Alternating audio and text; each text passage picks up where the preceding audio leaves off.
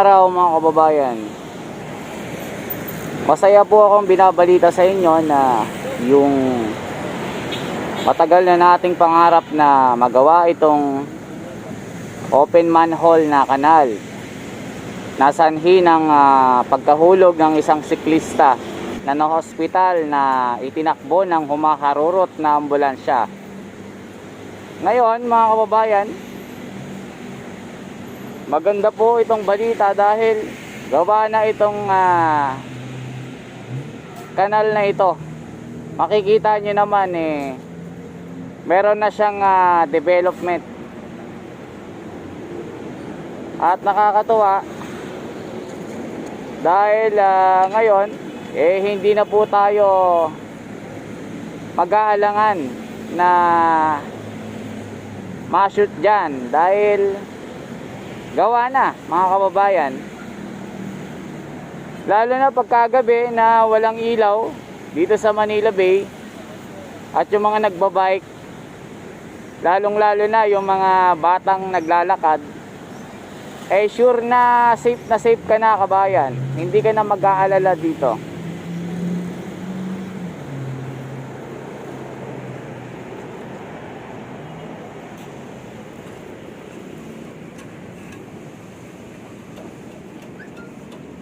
O, tignan nyo. Diba napakagandang tignan pagka maayos yung ating mga pinapasyalan, na pag uwi mo ligtas na ligtas ka, wala kang sakit na iniinda, wala kang sugat sa tuhod sanhi ng pagkahulog mo sa manhole. Kaya ako'y nagagalak na ibinabalita at ipinapahayag itong nakikita nyo ngayon. Lahat masaya, mga kababayan natin sa abroad, na makita na may ginagawa dito yung inyong mga hinaing, mga ninanais na magawa agad ito. Isang buwan lang ang palugit ng acting Secretary Roy Cimatu na binansagan na Tapal King dahil pinatapal lahat ng mga illegal na tubo dito sa Manila Bay na siyang sanhi ng pagdudumi ng tubig na kinamamatay ng ating mga isda. At alam nyo na, ramdam na po yung culvert, yung kanilang mga establishment nagbabarado na yung kanilang mga lababo, CR. Minsan hindi ka papapasukin dahil barado na ngayon. Kaya mga kababayan, sumama po kayo sa ating labang ito dahil sa inyo matutupad ang ating mga gusto na mangyari, lalong lalo na po sa mga proyekto ng ating gobyerno. Suportahan po natin ang mga magagandang misyon ng ating pamahalaan para maging maayos ang ating mga pasyalan. Kaya tuloy-tuloy lang po tayo, mga kababayan. Subaybayan nyo po yung mga ganap para alam nyo po, bawat araw may nakikita kayong mga development dito sa Manila Bay. Kaya bilang inyong tagapagbalita na inyong pinagkatiwalaan, nandito po tayo kasama po ng aking mga kasama sa pagbabalita dito. Magbabantay po at hindi po tayo papahuli sa mga pagpapahayag ng magandang mga pangyayari.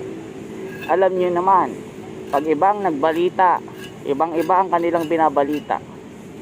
Binabalik ko ang mga tama.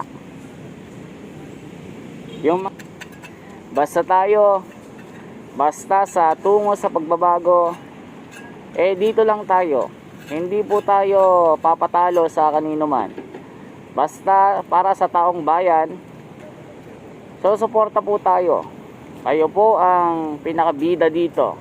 Kasi alam niyo naman kabayan, tayo pong mga mamamayan, ay talagang mapagmasid at kailangan nating bantayan ang mga ginagawa ng ating gobyerno para alam natin yung mga kinakaltas na ibinabayad natin ng mga buwis, makita natin kung saan napupunta. Nakita nyo naman kahapon yung ating COA ay nag-audit na. Ang dahilan kung bakit nandyan po sila, para makita kung talaga bang naaayos at nagagasta ng maayos ang ating pera. Ino-audit po nila bawat sentabo, mga kababayan. Kaya tuloy-tuloy lang po tayo, samahan nyo po kami dito para may kasama po kami, lalo na si Vincent. Samahan nyo po kami ni Vincent, mga kababayan. I-subscribe nyo rin yan, mga kababayan.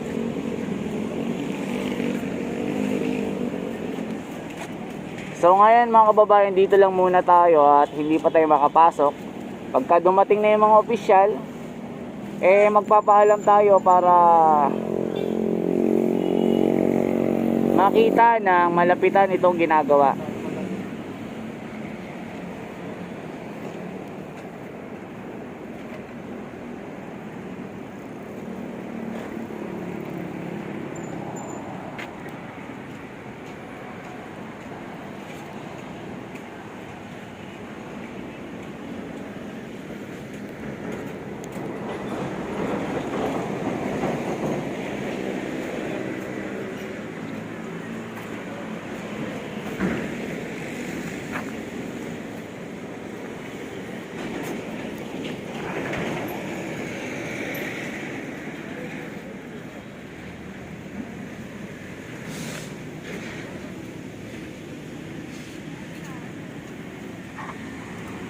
At ipapakita ko sa inyo kung saan pa yung mga binubungkal dito. Doon kasi sa bandang Remedios, nagsimula na pong bungkalin at ayusin yung mga nakabukas na mga kanal doon. So tingnan natin, mga kababayan, para lumawak yung ating mga impormasyon kung ano yung mga ginagawa dito.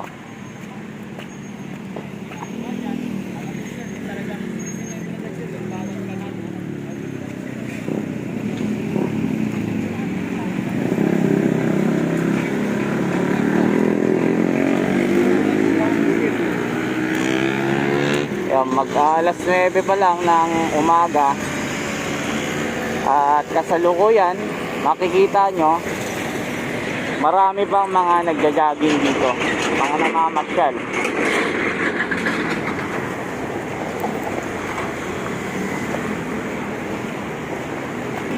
So ito po yung sinasabi ko dito na binungkal na po dito sa tapat ng Remedios.